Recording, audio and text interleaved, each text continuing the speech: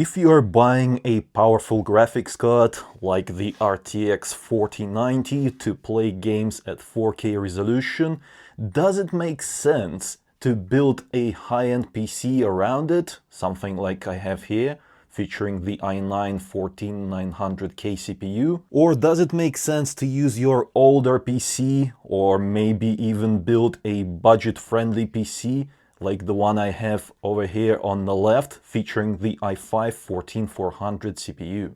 By comparing the two PCs, I would like to find out, are we going to have a much better experience on the high-end system, or will there be no difference whatsoever? If you're interested in any of the products featured in this video, then check them out at the links in the description below. Let's start with Horizon Forbidden West. Here are the graphics settings that I'm using. We're at 4K resolution, no upscaling, no frame generation, DLSS is enabled, and everything else is maxed out. Field of view is set to the absolute maximum, and these effects are disabled. The CPU is boosting to 4.1 GHz, and the GPU is fully loaded. 99% means that it's at full load. The average FPS is at 85. Let's run around a little bit to make sure that the experience is nice and smooth. We're still at around 85 FPS. I don't like how that frame time graph looks. It is not very smooth. Oh, it's even worse in this area right here. In a less demanding area, the FPS average is 117. And the GPU load here is at 96%. And when we are running out in the wild, the performance is okay, frame time graph is okay, no problems. And the FPS stays above 90. Let's do a little bit of combat. No issues. Oh, I'm one-shotting them. Right in the booty hole. There we go. That was smooth enough. Now I want to try my favorite graphics settings. I'm using DLSS set to quality mode and frame generation enabled. And have a look at that. The FPS average is now at 130. The reason I use these settings to play this game on the 4090 is because I want a 4K 120 FPS experience. Also, take a look at that frame time graph. It is much flatter, much nicer. The experience is smoother. And you know what? This is absolutely fine. The i5 is handling this game like a champ. And this is one of the more demanding areas, purely because there's a lot of details, lots of NPCs, and when you're out in the world, the FPS can go as high as 170. However, this is not a demanding scene, so let's go into the forest and take a look there. 140, it is still absolutely fine. So we are still getting that 120 FPS 4K consistent experience, no issues. We are now using the i9-14900K PC over here, and something bizarre has happened. Check it out. I'm using exactly the same graphic settings, no upscaling, everything maxed out. These are the same graphics settings as I've used with the i5 system. But have a look at the performance difference. You'd think that it would be more. You'd get more FPS, but no. The CPU core clock is at 5.7 GHz, which is much higher than 4.1 we've had on the i5. But check out that FPS. It's at 81 average, whereas on the i5 we've had 85 average. And the GPU load is jumping up and down. We've had 99%, that is full load, on the i5, and on the i9 it can't keep the GPU loaded for some reason.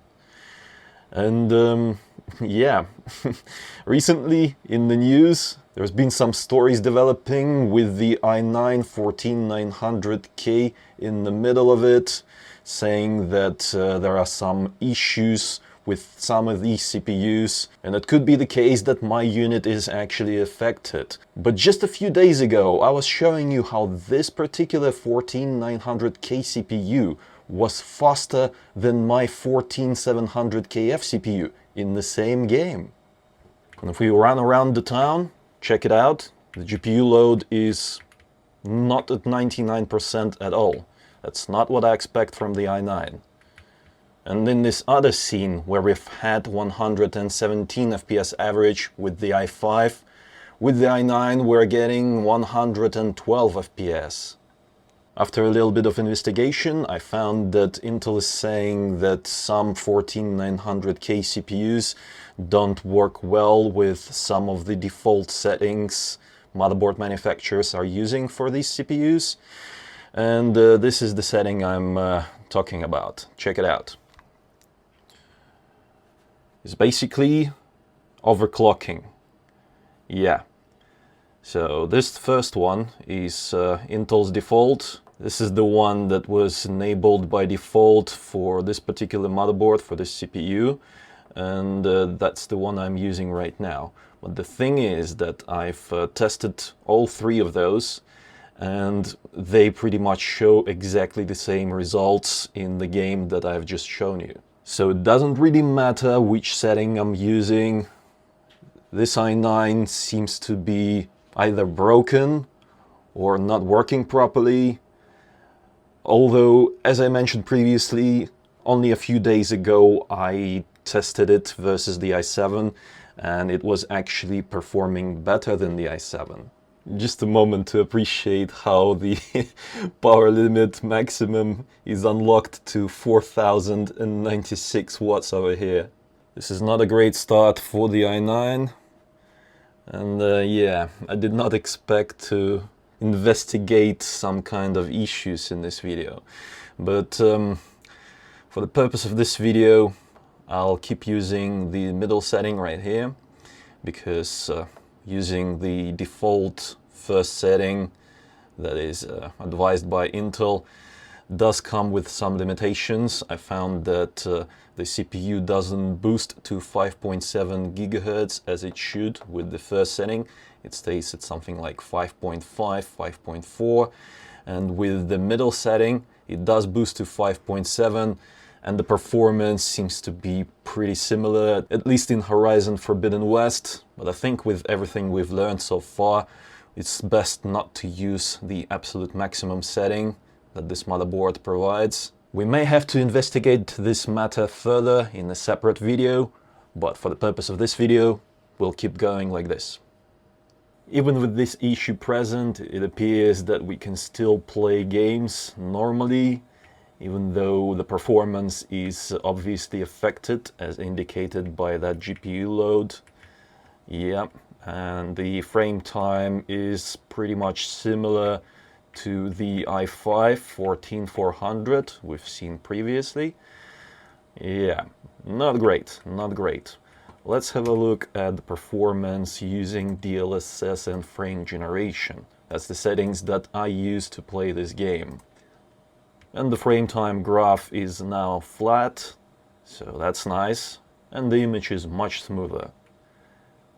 This is still a very pleasant gaming experience. And the GPU load is much better now, although it does still have dips every now and then, 98, 97%. So that's not ideal. Let's take a look at this other location. We're getting 174, 175 FPS. With the i5 in the same area, we've had FPS between 140 and 150, which is pretty much in line with what we see right now with the i9. So this is quite underwhelming. But at least the GPU load in this area is pretty consistent. It stays at 99. Oh, I just jinxed it. I've seen 98. Yeah, let's do a little bit of combat and see if the performance will be affected. The experience is still nice. The FPS is very smooth.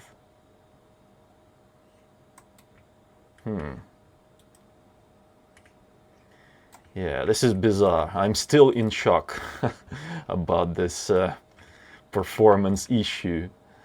I was expecting to, see a massive FPS boost from the i9, but no, that's not the case. But that's one of the reasons I love making these kind of videos, is because I never know what I'm going to find, and I get to share it with you. So I'm really happy about that. And if you appreciate this, then don't forget to like the video to make sure that my work is rewarded. That is the best reward I can ask for. And also let me know in the comments, what do you think about this i9 performance degradation issue situation? I'm very much interested in hearing your thoughts on the matter.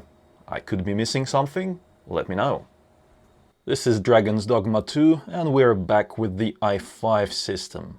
We'll use the following graphics settings: 4K resolution, DLSS disabled, and everything else is absolutely maxed out. With the exception of these effects, motion blur, bloom, depth of field, I have them off. That is the way I like playing my games. I don't need anything blurring images on my screen. In the town area, any CPU will do poorly because this is a very unoptimized part of the game. The performance is absolutely horrendous. From time to time I see dips below 40 FPS. Like just then, 38, 35. And that is because all of these NPCs are loading in. Yeah, this is not a great experience. Oh my god, why does everyone want to talk to me? Get lost, I'm trying to benchmark this game. Take a look at that frame time graph. It is absolutely horrible. One thing I'll say in advance is that I've been testing the RTX 4090 paired with the i9 14900K yesterday for another video, and I'll say that the experience with the i9 was much better. Even though this is a technical problem with the game that has to be resolved by game developers, the i9 still manages to just brute force through it and deliver a somewhat less painful experience.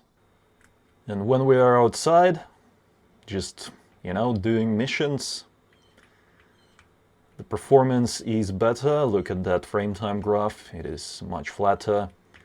And in this particular area, let's just line it up. Standing on this bridge, looking that way kinda. 74, 73 FPS. Although there will definitely be dips below that in some cases.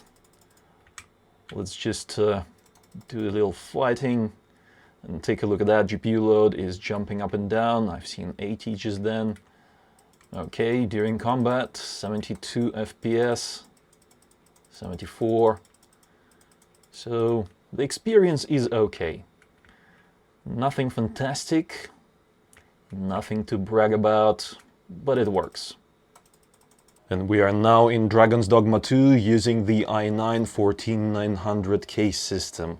And the graphics settings are the same. Ray tracing is enabled and DLSS is disabled for now. Everything else is maxed out. These effects are turned off. Well, finally, the i9 has something going for it compared to the i5. Yeah, it was a crushing defeat in the previous game, in Horizon Forbidden West. But in this game, check it out. Remember, I was telling you that we could brute force our way through the issue. The FPS is much higher than on the i5. And take a look at that frame time graph. It is much flatter than we've had with the i5. Although those stutters are still present, but there's fewer of them, and their overall experience is much more positive although game developers still have to fix this issue because this is not the way to go. Even on the i9, the experience is not smooth, which simply should not be allowed because this is a very powerful CPU, very expensive, and spending that much money on the PC, we definitely should expect better. I certainly do expect better. And we are in the same area as previously with the i5, but with the i9 we're getting 75, 74 FPS. So that's like, what? Pretty much the same. It's within the margin of error, considering that there's, you know, something else going on in this particular scene with an NPC fighting with wolves over there, and we've dropped below 70, so this is still not a different experience in my opinion. It is pretty comparable to what we've had with the i5 in this particular scene. But as mentioned previously, if we take into consideration that the performance in town, inside of that town, is much nicer, so that's the only thing the i9 has going for it over the i5 at the moment in this particular game. We are back to the i5 in Alan Wake 2, and I'm using the following graphics settings to play this game at 4K. DLSS is set to quality mode, frame generation is enabled, the graphics settings are absolutely maxed out, and ray tracing set to the highest quality, which means that buff tracing is enabled, transparency is enabled, everything is maxed out. In the indoors area, the average FPS is 94, which is quite nice. Frame time graph is more or less flat, but there are some fluctuations. Around 90 FPS in the lobby. And let's go outside. The weather looks beautiful today, and in the town area we're getting close to 100 FPS. The GPU load is almost at the maximum, but it fluctuates 92, 95, 96. Yeah, so there are some fluctuations in the GPU load. I wonder if that's gonna translate into lower performance when we compare it to the i9. Let's check the most demanding scene in this area. Where there's forest, the FPS is always lower. We're still getting above 70, 76, 80. So this is fine.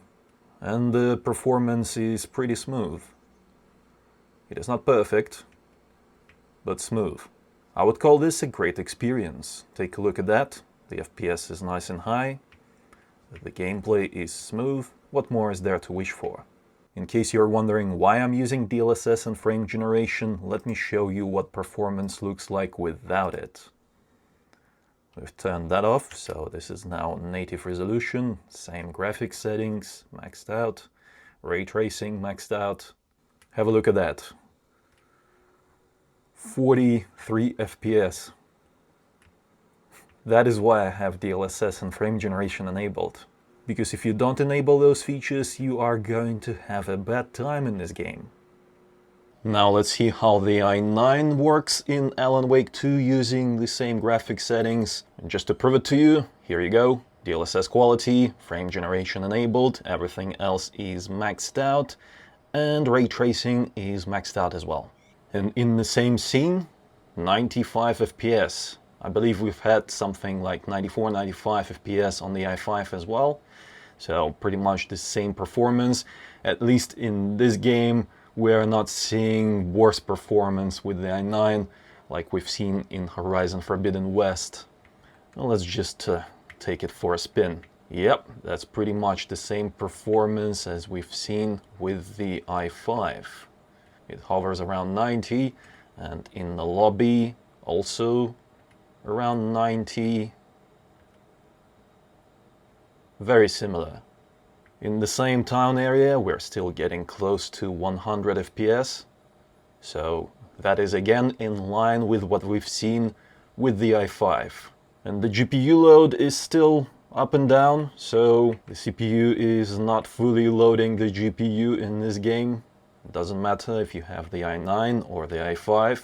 Although with what we've learned about the i9, this particular i9 14900K, maybe that performance issue is actually causing some instabilities here as well. So there is no telling without further investigation that I might do in a future video if I get all the PC parts and the equipment necessary to do it.